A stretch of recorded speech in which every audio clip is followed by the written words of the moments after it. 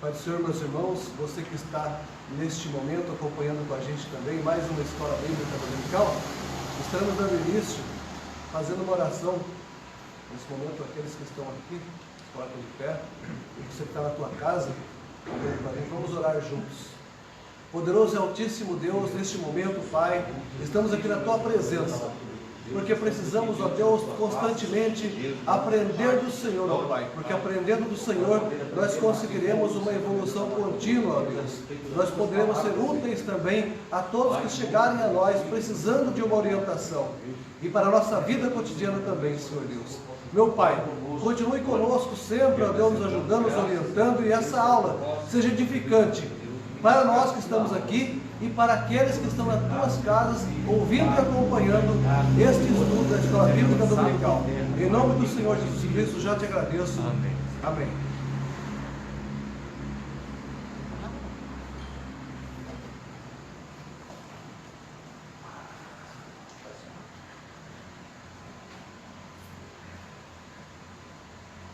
Saúde os irmãos com a paz de nosso Senhor e Salvador Jesus Cristo. Amém.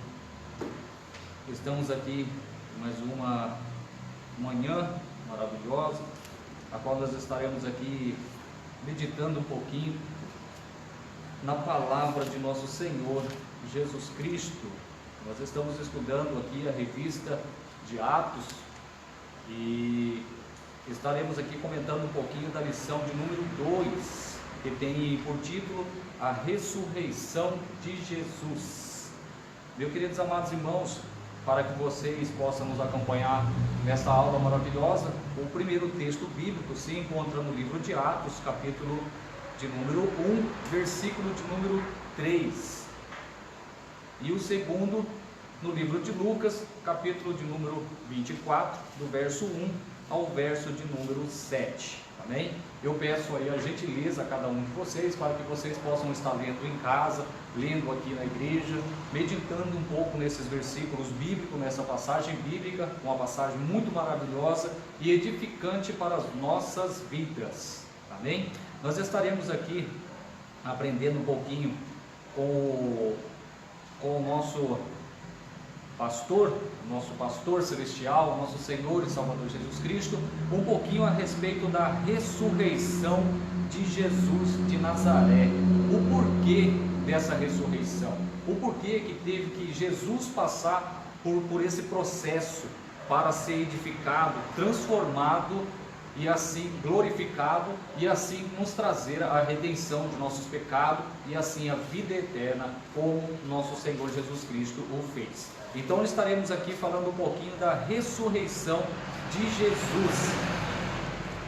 O esboço, irmãos, dessa revista vai nos dizer a seguinte frase.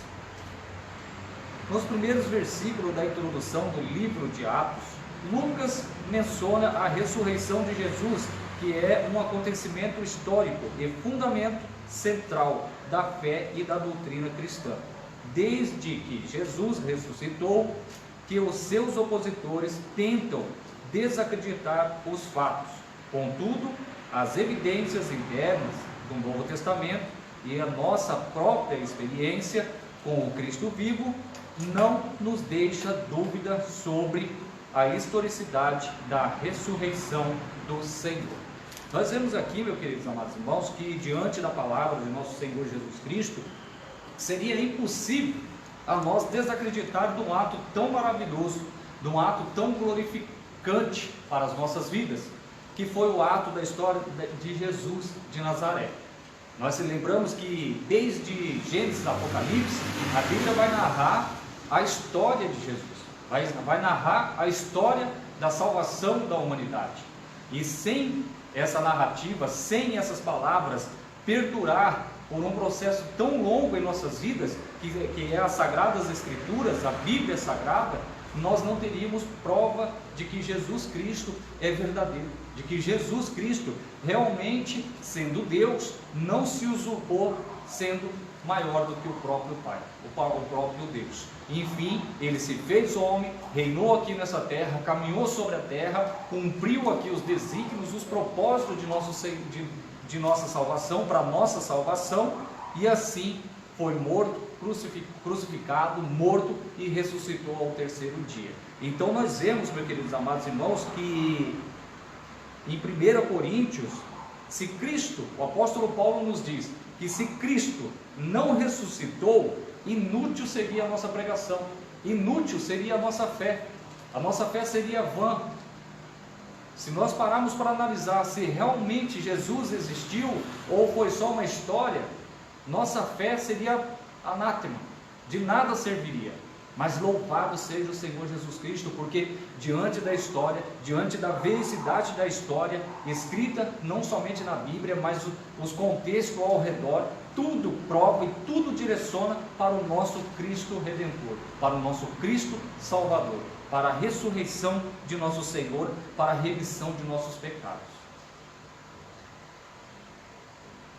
No livro de Dory Lemos, meus queridos amados irmãos, um livro do EBAD, a qual tem o seu título de Evidência Cristã em defesa do cristianismo, ou seja, em defesa do cristão, ela vai nos escrever a seguinte frase: embora a Bíblia tenha mais de 40 diferentes autores escrevendo sobre a inspiração divina em diferentes épocas e lugares, cobrindo um período de 1500 anos, temos hoje, em essência, a sua integridade, a mais pura integridade, que é a palavra de nosso Senhor Jesus Cristo. A Bíblia perdurou por séculos, irmãos, e ela ainda continua intacta. Nenhum versículo foi acrescentado, nenhum ponto foi tirado, mas sempre a palavra de Deus sendo fiel, sempre sendo verdadeira. Sua preservação através dos séculos é uma das mais fortes provas da divindade.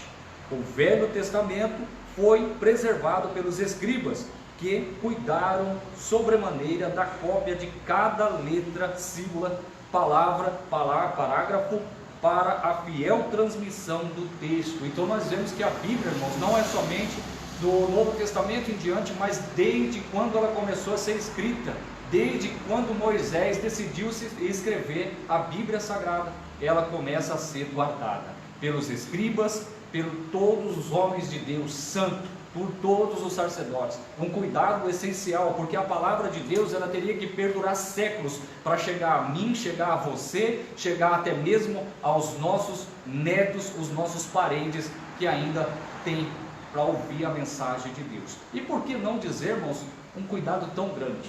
Só Deus para cuidar, só Deus para zelar, só Deus para colocar no coração do homem e falar: olha, cuida desse aqui, porque esse aqui vai ser valioso para a tua vida, vai ser edificante para a tua vida. É uma palavra que vai ser como um GPS para você, para que você não venha se perder, para que você não venha se desviar do caminho das bênçãos e principalmente herdar o reino de Deus. Então Deus cuida através dos homens ali para que eles não viessem perder nenhuma sequer das palavras de nosso Senhor. O Novo Testamento, há mais de 5.686 conhecidos manuscritos no grego do Novo Testamento e mais de 10.000 da Vulgata Latina, além de mais de 9.300 versões mais antigas. Isso somente o Novo Testamento. Deus cuida, assim como Deus zela pela palavra, Deus vai zelar pela nossa vida, Deus vai continuar cuidando de cada um de nós, para que nós não venhamos se perder neste mundo, para que nós não venhamos se afastar da salvação, perder esse motivo essencial a qual Jesus Cristo nos deu através da cruz do Calvário. Nós sabemos que a cruz do Calvário, irmãos, ela era feita para punir os mais severos ladrões. E Jesus Cristo, nós sabemos que não era ladrão, que não era um homem mau, era santo, um enviado de Deus, o Filho de Deus. No entanto que nós já ouvimos por várias vezes na palavra, nas Sagradas Escrituras, Deus fala assim: este é o meu Filho, a qual eu tenho me comprazido. O próprio Filho do Senhor, o nosso próprio Senhor Jesus Cristo, ele se fez ladrão, salteador, se fez um pecador, se pendurando na cruz do Calvário para nos dar a salvação, para nos remir de nossos pecados, para assim levar para a glória. Era um trabalho maior atitude que Jesus Cristo podia fazer para remir o povo, a humanidade, dessa catástrofe que seria a perdição eterna.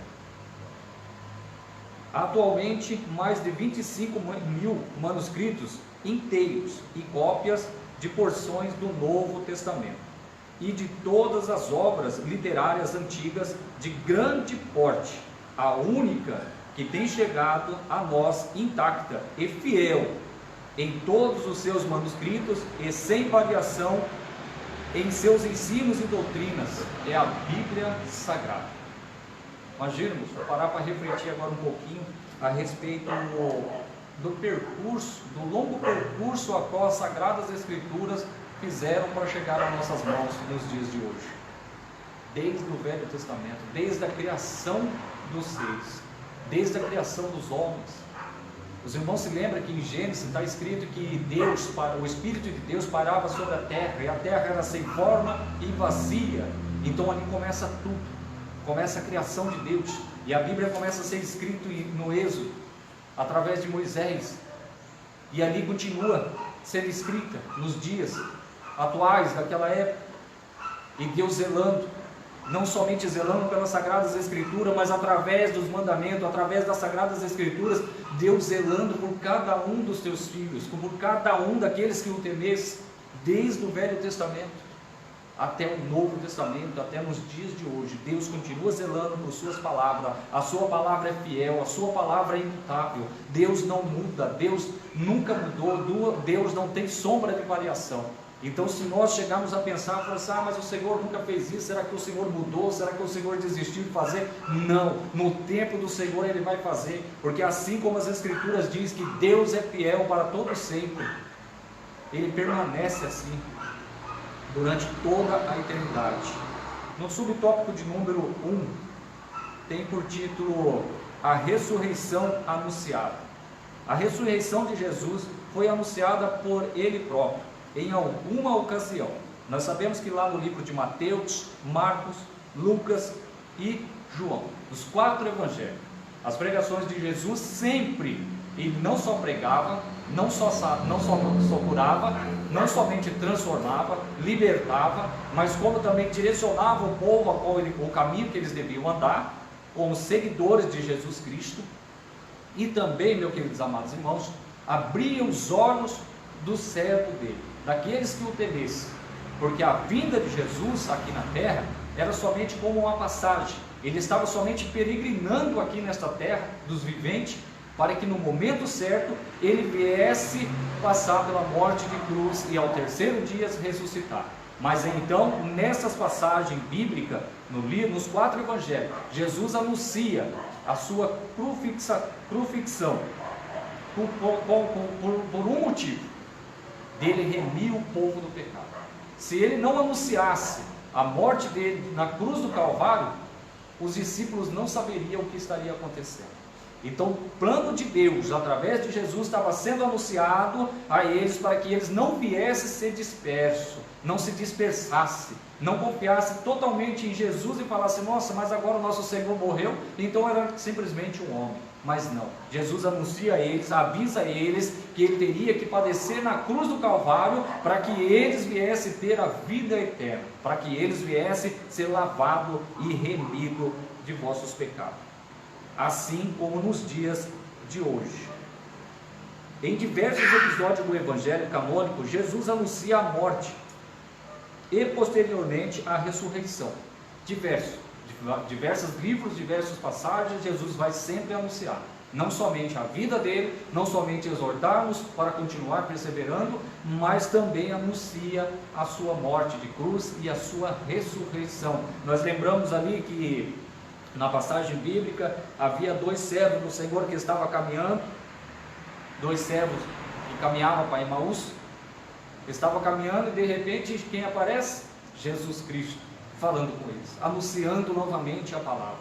Nós lembramos, irmãos, que eles estavam se indagando um ao outro, que Jesus, como poderia ser mestre de Jerusalém, poderia ser rei, se ele padeceu na cruz do Calvário. Então Jesus Cristo aparece ali e começa a dialogar com eles, mas quando eles começam a participar da ceia, Jesus rasga o pão, ele dizia: abre os olhos. E eles percebem que Jesus de Nazaré cumpriu o que era dito nas Sagradas Escrituras, que convinha que o Filho do Filho de Deus padecesse na cruz do Calvário para dar redenção a eles. E assim então eles retomam aquela fé, retomam aquela coragem e começam a marchar. Ainda que não estavam vendo que Jesus Cristo estava fisicamente materializado num corpo, mas ele estava ali glorificado ao lado dele. Caminhou durante um período de 40 dias com ele, com o corpo glorificado, até que Jesus assim se ascendeu para os céus, para que eles viessem ver que as Sagradas Escrituras realmente estava sendo cumprida pelo Filho de Deus. Jesus Cristo morreu pelos nossos pecados. Essa é a resposta que normalmente se dá para aqueles que perguntam o que o Filho de Deus terminou seus dias de forma infame, para que os judeus e o partíbulo da cruz, a morte dos amaldiçoados por Deus. Aí venhamos ler um versículo nas Sagradas Escrituras para entender por que Cristo morreu, por que Cristo padeceu na cruz do Calvário. Nós se lembramos, irmãos, que as Sagradas Escrituras, ela vai nos dizer que Jesus foi crucificado pelos próprios judeus. Jesus desceu para o povo judeu e o judeu os crucifica. Nós muitas das vezes crucificamos Jesus Cristo. Muitas das vezes nós fazemos atos que vinha a ser como se invalidasse o sacrifício de Jesus na cruz do Calvário. Nós temos que parar, observar nossas condutas, ver como nós estamos caminhando, para que a cruz do Calvário não venha a ser em vão em nossas vidas. Jesus Cristo deu a vida naquela cruz para nos remir dos nossos pecados, mas muitas das vezes nós continuamos no erro, continuamos errôneo, continuamos praticando aquilo que não é lícito para nós que somos chamados cristãos. Versículo bíblico lá em Gálatas 3:13 vai nos dizer: Cristo nos resgatou da maldição da lei, fazendo-se maldição por nós, porque está escrito: maldito todo aquele que é pendurado no madeiro. Será que nós estamos fazendo com que Cristo venha a ser sempre maldito? Cristo ele já se fez maldito na cruz do Calvário. Então é hora, é momento de nós pegarmos e se redimir a Jesus Cristo e começar a caminhar retamente com Ele, olhando para o alvo, fazendo a vontade dEle, deixando as vontades desta terra, a vontade de nossa carne, fazendo com que Jesus venha a ser glorificado e exaltado em nossas vidas. Então, a ressurreição é anunciada por Jesus, no propósito de que todos os homens, de que toda a humanidade viesse a ser salvo e que os olhos deles viessem a ser abertos, que desde o início Deus tinha um plano para Jesus Cristo, um plano através de Jesus Cristo para salvar a humanidade do pecado, para trazer novamente a humanidade a Deus. Porque lá no Jardim do Éden, Adão e Eva estavam unidos com Deus, caminhavam com Deus, falavam com Deus, mas através do pecado eles acabaram se distanciando de Deus. Eles não tinham mais a visão que eles tinham antes do pecado.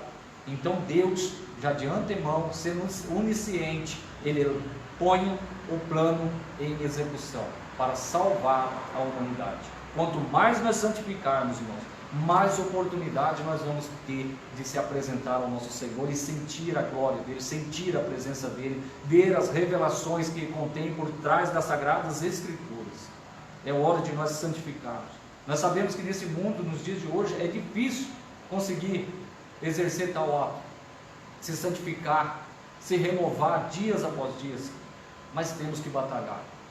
Foi difícil para os apóstolos, para os discípulos, para todos os servos de Deus, mas eles conseguiram obter o esperado. Amém?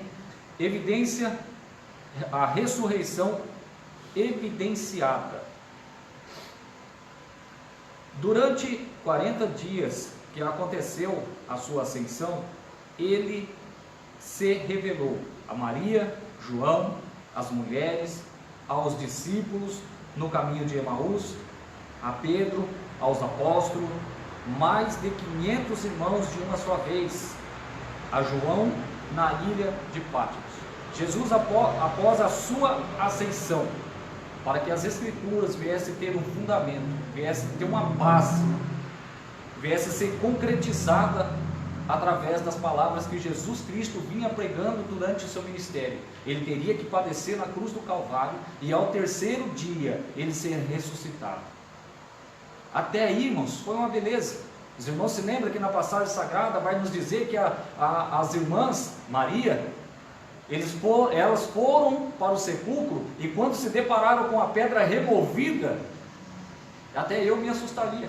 Quem entrou ali tirou o mestre de lá. O mestre havia morrido, havia padecido na cruz do Calvário, e ali era o sepulcro, ele estava enterrado. Quem foi que fez isso? Mas louvado seja o Senhor, que mandou 2 anjos ali para poder mostrar a eles. Não, por que procuraste um vivo dentre os mortos? Não sabia vós que convia que ele estivesse vivendo? Deus falando através dos anjos ali, que Jesus Cristo passaria por toda aquela fase, ministrando as palavras dele durante o seu ministério. Convinha que fosse entregue nas mãos dos judeus, e assim crucificado, maltratado e morto, e ao terceiro dia ressuscitasse. Então Jesus glorificado começa a aparecer para esse povo, começa a aparecer para Maria, começa a aparecer para as mulheres, começa a aparecer para os discípulos de Emaús, aonde repartiam ali o pão, ceando, com Jesus glorificado. Também começa a aparecer para Pedro e os apóstolos. Mais de 500 irmãos de uma vez só, Jesus aparece. Se Jesus aparecesse hoje aqui, diante de nós acreditaríamos, irmãos? Ou nós teríamos uma sombra imensa de dúvidas? Será que realmente é Jesus Cristo? Apareceu, Jesus ressuscitou e apareceu para eles. Será que eles não ficaram com dúvida? Será que realmente é Jesus Cristo ressurreto? Não é pecado, irmão, pensar dessa forma. Sabe por quê? Os irmãos se lembram de um homem que tinha uma grande dúvida, né, irmão Rodolfo? No entanto, que Jesus olhou para ele e falou assim: toque aqui ao meu lado. Tomé disse que só acreditava vendo. Pois não, Jesus se apresentou a ele e falou: toca aqui ao meu lado agora. Eu vivi o meu ministério, preguei para você, você caminhou comigo, teve dúvida, não acreditou que eu seria morto na cruz do Calvário, e ao terceiro dia eu ressuscitaria glorificado e viria aqui novamente para te dar a vida eterna. Jesus se apresenta a eles, para que eles viessem tirar aquelas dúvidas, aquela incredulidade, que eles voltassem a crer que Jesus Cristo realmente era o Filho de Deus, que não convinha que Jesus Cristo viesse guerrear com um soldado, com espada, escudo, que não viesse derramar sangue, mas Jesus Cristo queria remir o sangue derramado. Jesus queria salvar aquelas vidas, e ele mostrou uma maneira gigantesca para poder salvar, que é uma simples palavra e pequena: amor. Através do amor, Jesus Cristo ele remiu e continua remindo pessoas da vida deste mundo, do sofrimento, das dores, das angústias. Jesus continua libertando de vossos pecados. Jesus continua transformando. E o mais glorioso, meus queridos amados irmãos, é que Jesus não somente faz isso, não somente ele limpa essas angústias, essas aflições, essas tristezas, como também ele prepara para poder ouvir a voz dele quando ele descer nesses céus, dizendo: vinde benditos de meu Pai. Ele prepara para que a gente venha poder ceiar a ceia juntamente com ele nos céus, para que nós possamos estar junto com os anjos, dizendo: santo, santo és o Senhor, para que nós venhamos caminhar numa terra onde é de ouro, prata, escarlatas, onde uma terra que não há prantos e nem ranger de dentes. Esse é o motivo maior, grandioso, que Jesus Cristo foi crucificado e ressuscitou ao terceiro dia, para nos dar a vida eterna.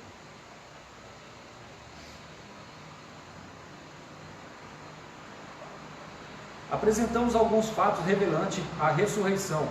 Pode-se localizar geograficamente onde o evento sucedeu. Muitas das vezes nós temos dúvidas, sombras de dúvida, temos questões a ser respondidas. Será que realmente isso aconteceu? Mas nós sabemos que existe o sepulcro até nos dias de hoje. Existe as trilhas onde Jesus caminhou até nos dias de hoje. E isso nós podemos provar geograficamente. Historiadores, arqueólogos, é só procurar e as evidências sempre começam a aparecer. Que Cristo verdadeiramente, que Deus verdadeiramente desceu do trono, se fez homem, reinou entre os homens, sofreu como os homens, teve fome, teve sede como os homens, padeceu tentações, mas em nada pecou, e assim, novamente, transformado, glorificado, subiu para os céus. Então não é somente as Sagradas Escrituras que narram a história de Jesus Cristo, mas todas as coisas cooperam para o bem. Todas. Seja geográfica, histórica, espiritual, todas elas cooperam para o bem. É impossível que nos dias de hoje, nas atualidades dos dias de hoje, nós venhamos ter dúvidas que se realmente Jesus Cristo ele reinou. Será que não foi somente um ato histórico? Será que não foi somente uma fábula? Mas não. Tudo comprova, tudo evidencia que Jesus Cristo, ele esteve e está conosco. Ele reina, ele reinou e continua reinando, através das suas palavras, através das nossas renúncias a ele. Conforme podemos ler, Jesus foi um ser vivo, um homem entre outros homens. Os discípulos que saíram para pregar o Senhor ressurreto, comiam, bebiam, dormiam, sofriam, trabalhavam, morriam, e essas são as questões históricas. Todos fatos reais. Nós vemos no primeiro livro de Lucas, capítulo de número 1, que Lucas ele começa a narrar ali que por ordem e narração dos fatos. Irmãos, Lucas, primeiramente, antes de começar a escrever, nós sabemos que ele era um doutor, que era uma pessoa inteligente, sábio. Ele procura as evidências primeiro para começar a escrever. Ele procura testemunhos de pessoas, testemunhos oculares, para depois escrever, para depois começar a narrar a história de Jesus Cristo. E se Lucas agiu dessa maneira no seu primeiro livro, então, irmãos, é porque verdadeiramente Jesus se fez presente aqui nessa terra. Reinou como homem, andou como os homens, sofreu como os homens, sentiu como os homens. Aí está uma palavra interessante também. E Jesus sentiu como os homens. Jesus sentiu as minhas aflições. Jesus sentiu as aflições de cada um. Jesus sentiu em seu corpo, em sua matéria, as mesmas tentações que nós sentimos nos dias de hoje. Assim como os homens naquela antiguidade também. Jesus ele se fez homem, ele se usurpou do seu poder, e nada ali, ele deixou a desejar, mas cumprindo a verdadeira vontade, o plano celestial, o plano do Pai, o plano de Deus para a redenção dos homens.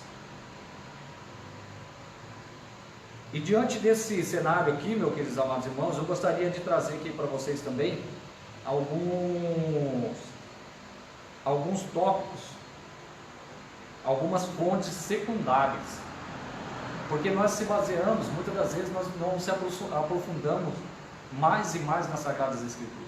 Nós viemos ler as Sagradas Escrituras, talvez olhando somente alguns comentários nas Bíblias e estudos, mas não procuramos os contextos históricos, algumas fontes secundárias, para poder se aprofundar mais no nosso Senhor Jesus Cristo.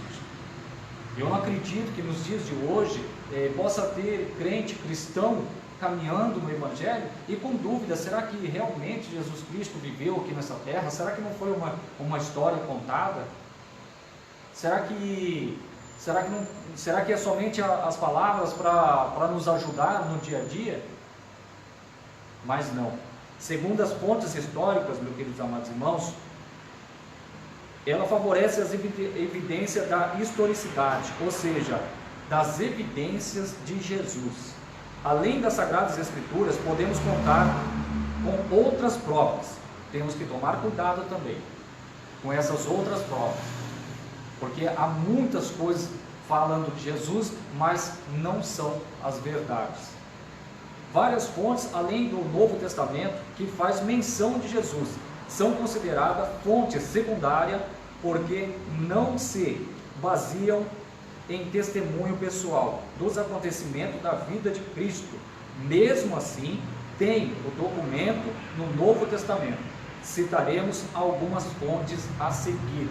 Por exemplo, Flávio José, um historiador muito conhecido pela Igreja Cristã. Flávio José, o historiador judeu, tornou-se fariseu aos 19 anos de idade. No ano 66, estava comandando as forças judaicas da Galileia, executando o mais antigo depoimento sobre Jesus, que sobreviveu até hoje. É o do escritor Flávio José.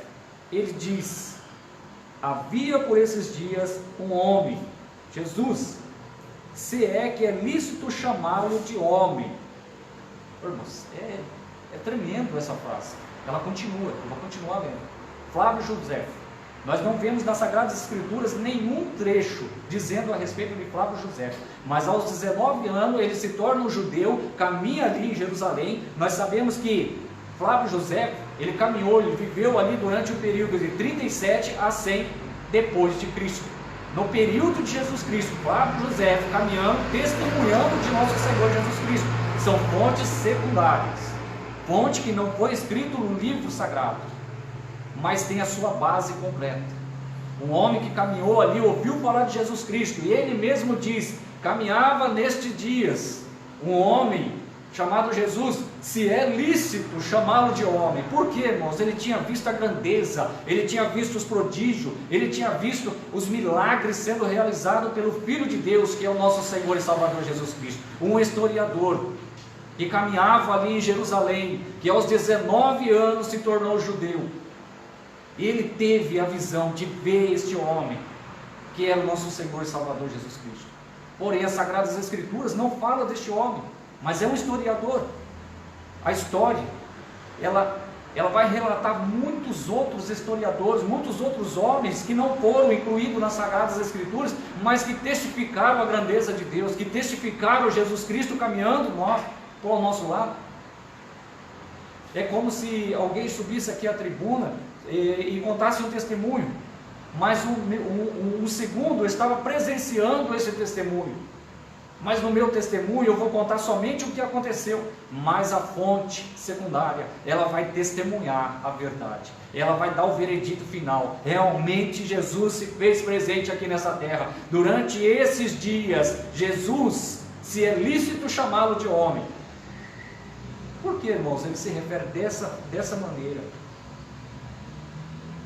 Porque Jesus era grande, Jesus é poderoso. Jesus, sendo homem, ele caminhava pelos homens e realizando os milagres. Jesus estendia a mão e o paralítico levantava. Flávio José, possivelmente, ele viu essa grandeza de Jesus. Por isso ele fala, se é lícito chamá-lo de homem. Porque ele conheceu a Jesus Cristo. Uma das fontes secundárias. E em sua frase, ele continua dizendo: atraiu assim muitos judeus, como também gentios. Olha que maravilhoso.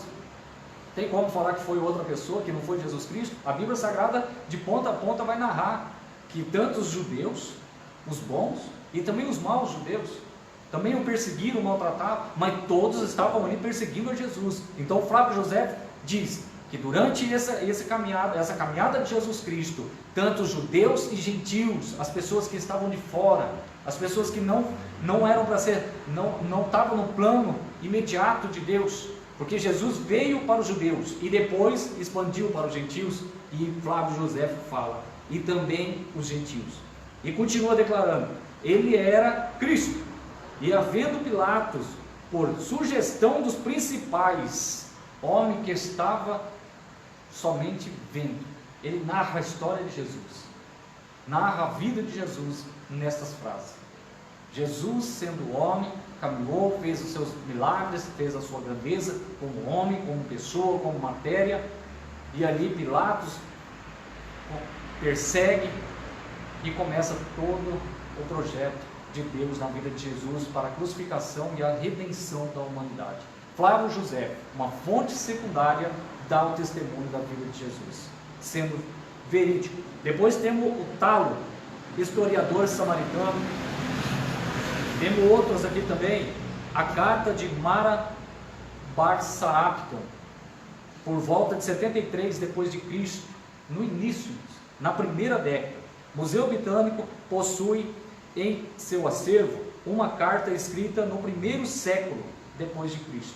No primeiro século, uma pessoa secundária, uma pessoa que está fora das Sagradas Escrituras, mas ela narra os fatos acontecidos ali. Então ele vai dizer: por um pai ao filho, ele escreve uma carta sendo o pai para o filho. O pai faz uma comparação entre as mortes de Sócrates, Pitágoras e Jesus. Irmãos, são pessoas que são narradas na Bíblia. Então, Mara Bar Sarapton, ele caminhou durante 73 depois de Cristo. Depois de Cristo, praticamente caminhando, vendo a grandeza de Cristo, vendo o poderio de Cristo, ele começa a narrar a história também.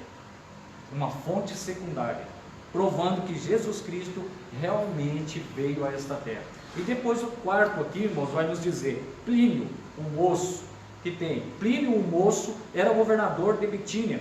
Ele escreve a carta ao imperador Trajano, no qual dizia ter maltratado grandes números de cristãos. Disse a respeito deles: tinha o hábito de se reunir em dia determinado, antes do amanhecer, cantava um hino a Cristo, tem estrofes alternadas, como se fosse a um Deus, e fazia juramento solene, e não praticar o mal, e nunca negar a verdade quando interpelados. Plínio, o moço, ele narra a história de Jesus Cristo. Se nós procurarmos na Bíblia, nós veremos Plínio aqui, uma fonte secundária, narrando a veracidade, as evidências, a historicidade de nosso Senhor e Salvador Jesus Cristo. Tudo isso, irmãos, para que nós venhamos se enraizar cada vez mais no Evangelho, se enraizar cada vez mais em Jesus Cristo, porque eu acredito que da mesma maneira que eu sofro, que eu padeço as aflições, cada um de nós também passaremos e sofreremos. Jesus Cristo disse a nós que no mundo tereis aflições, mas tende bom ânimo. E Jesus Cristo está nos mostrando aqui, por intermédio das Sagradas Escrituras e fontes secundárias, meus queridos amados irmãos, que verdadeiramente Ele reinou aqui nesta terra, que verdadeiramente Ele continua vivo, reinando, executando os teus propósitos. Quantas das vezes eu mesmo me peguei me perguntando: será que realmente Jesus veio? Será que realmente será que não é somente uma história? Será que não é somente uma fábula contada como uma palavra de apoio?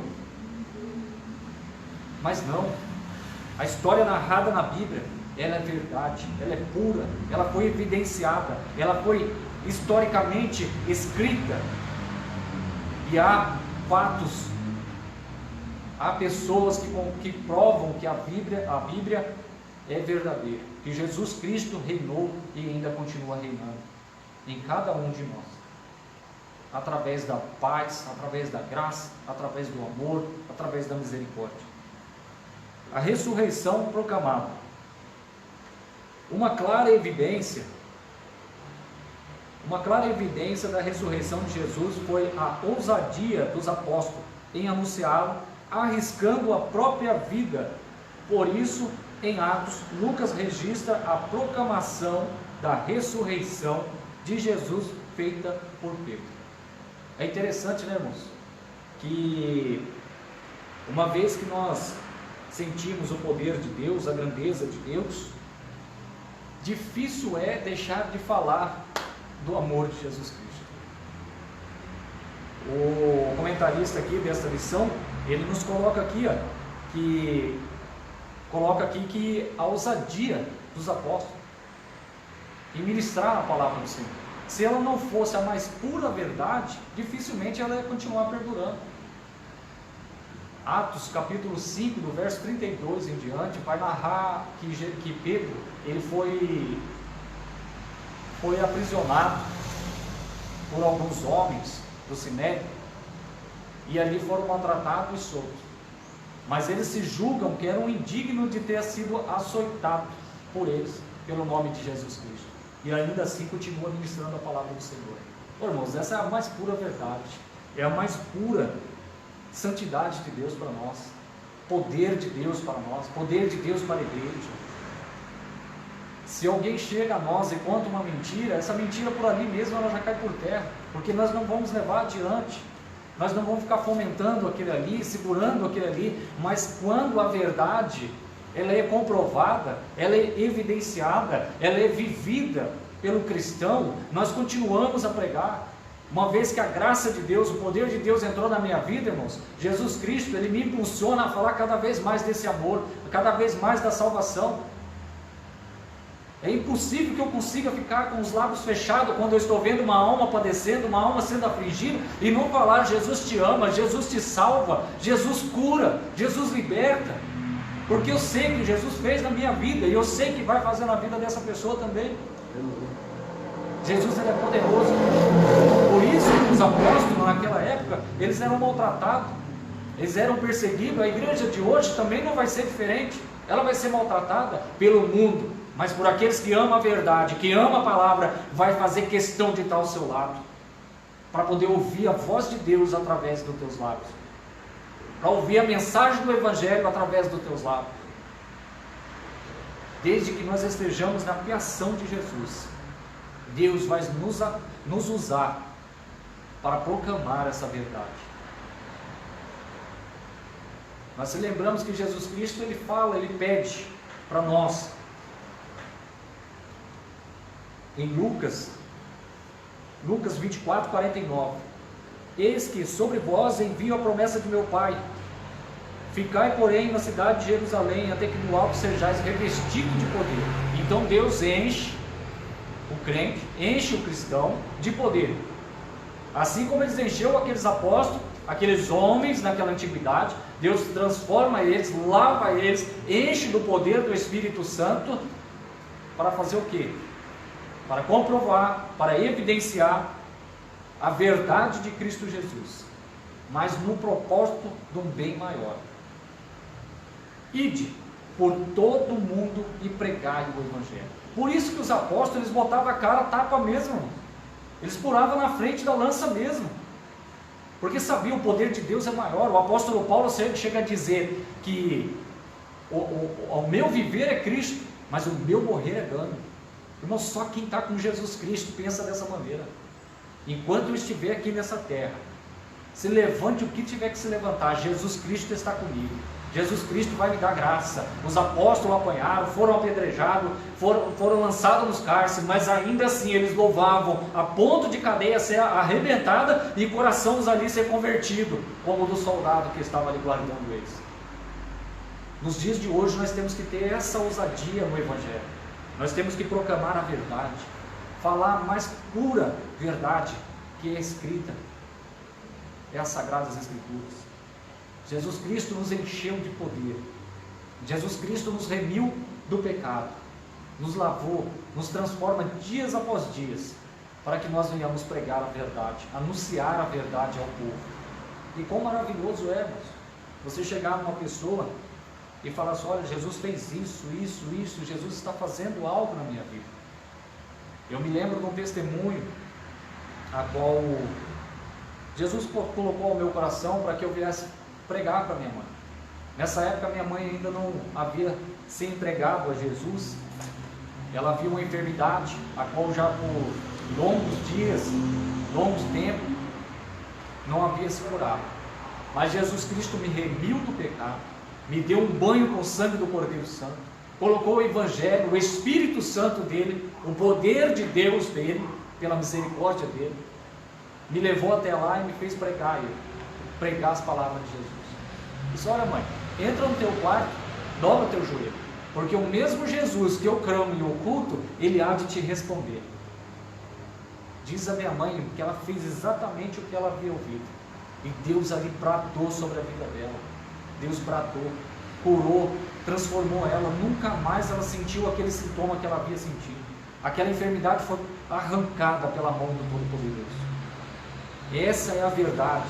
Jesus Cristo foi crucificado na cruz do Calvário, ressuscitou ao terceiro dia para nos remir dos pecados, para nos transformar, para nos encher do Espírito Santo, num só propósito, não de que nós venhamos reter a glória de Deus, reter o poderio de Deus, reter o conhecimento das Sagradas Escrituras, mas para que nós venhamos ser corajosos, soldados, e ir lá fora proclamar o Evangelho, anunciar a verdadeira palavra, anunciar a salvação, erguer a bandeira da paz e falar que Jesus reina para todo sempre, e Jesus continua salvando.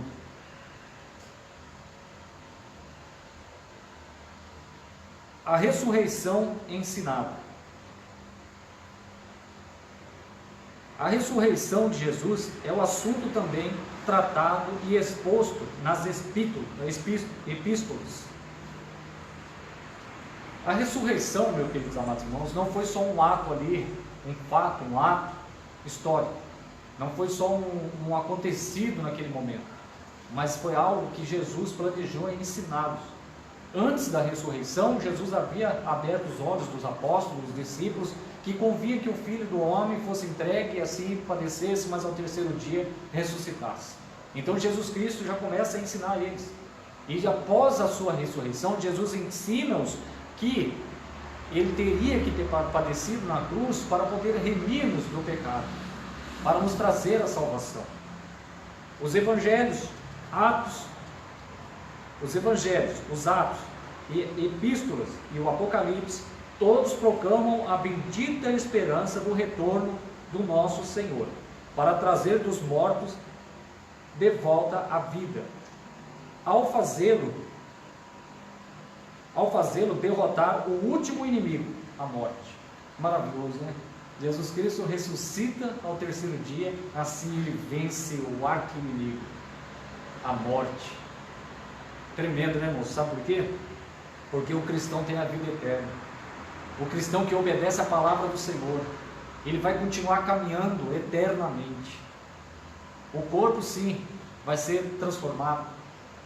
O corpo vai descer à sepultura, mas quando for a vontade de Deus, o propósito de Deus, o corpo vai ser glorificado. E assim reinaremos eternamente com o nosso Senhor Jesus Cristo. Jesus Cristo, ele tinha que passar pela morte na cruz do Calvário. Era um plano divino para a salvação, para a redenção de Deus. Pode parecer que a esperança da ressurreição é exclusiva no Novo Testamento, mas se pensarmos esta esperança e começarmos a desmaranhá-la, descobriremos que ela tem raiz profunda. Interessante, irmãos, que muitas das vezes nós achamos que as pessoas que morreram, desceram à sepultura no Velho Testamento, eles não são beneficiados, mas são, desde o Velho Testamento e a Nova Aliança, o Novo Testamento. Todos eles serão salvos. Todos eles que morreram em Cristo Jesus, morreram em obediência, servindo a Deus, serão ressuscitados e assim reinarão no alto e sublimes céus. Amém?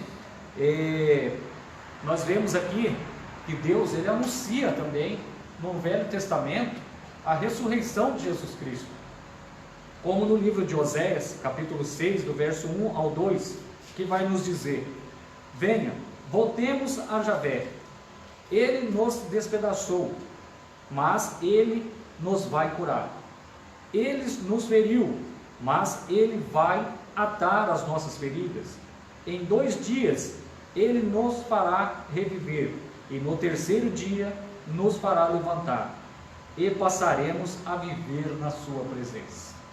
No Velho Testamento, meu querido amado, Deus anunciando a ressurreição, Deus anunciando a vida eterna. Então, as pessoas que morreram antes de Cristo, os servos de Deus que morreram antes de Cristo, eles serão salvos. Eles poderão viver juntamente com aqueles que estão vivendo no tempo da graça na eternidade. Outro versículo, no livro de Salmos, vai nos dizer: porque não me abandonarás no túmulo, nem deixarás o teu fiel ver a sepultura. Maravilhoso, né, pastor? Tremendo. Tremendo, tremendo. Deus falando com o povo na antiguidade, no Velho Testamento, que eles seriam salvos. Necessitamos de ler a Bíblia, irmãos, como Jesus fazia. Ao olhar para as páginas do Antigo Testamento, via que Deus, cujo poder prevalecia sobre tudo. O próprio Senhor Jesus Cristo, quando olhava para as Sagradas Escrituras, ele via o poder de Deus, ele via o poder do Pai, ele vivia a vontade do Senhor. Amém? Para concluir, a importância da ressurreição é tamanha que o apóstolo Paulo chega a afirmar que, se Cristo não ressuscitou, a nossa pregação seria inútil. Somos considerados falsas testemunhas, permanecemos em nosso pecado, que dormiram em Cristo estão perdidos, e aos separados apenas nesta vida, somos mais do que miseráveis homens. Louvado seja o Senhor, que ressuscitou na cruz do Calvário, ressuscitou através da cruz, através da vontade de Deus, nos dando assim a verdade, que nos anuncia, que nos evidencia e que nos ensina a proclamar o Evangelho, a verdade de Cristo Jesus. Louvado seja o Senhor, que preservou fontes secundárias para comprovar que Jesus Cristo realmente ele caminhou sobre esta terra, que realmente ele sofreu como os homens sofreram, ele padeceu da mesma maneira que os homens padeceram, mas para dar a vida eterna a cada um de nós. Amém? A ressurreição é o acontecimento histórico mais significativo da obra de Jesus, um grande fundamento da fé cristã, que nos enche de esperança. Amém, meus queridos amados? Eu agradeço essa oportunidade e que vocês nunca, jamais venham duvidar das Sagradas Escrituras, porque nela contém a mais pura verdade, a verdade para nossas vidas e a verdade para a nossa salvação. Amém? Que Deus abençoe.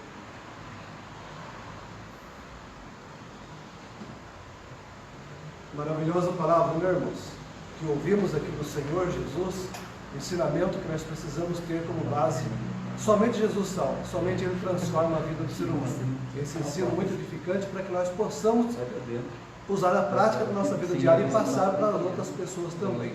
Vamos orar agora, agradecendo por esse estudo, por esse ensino grandioso e maravilhoso que foi trazido por nós, para nós, aqui, nesta manhã de domingo. Senhor maravilhoso, Deus, estamos aqui, ó Pai, te agradecendo por esta gloriosa palavra, por esse glorioso ensino, Senhor, que nós precisávamos estar ouvindo e aprendendo do Senhor. Derramando sobre nós a sua bondade, Senhor, a sua misericórdia, nas nossas vidas mais e mais, porque sabemos, ó Deus, que somos limitados, somos pecadores, dependentes 100% fortalecendo-nos, ó Deus. Venha a fazer-nos crescer cada vez mais, a ser cada vez mais dependentes do Senhor em tudo, ó Deus, para que possamos ser úteis na obra do Senhor Jesus Cristo. Em nome de Jesus, eu já te agradeço. Amém.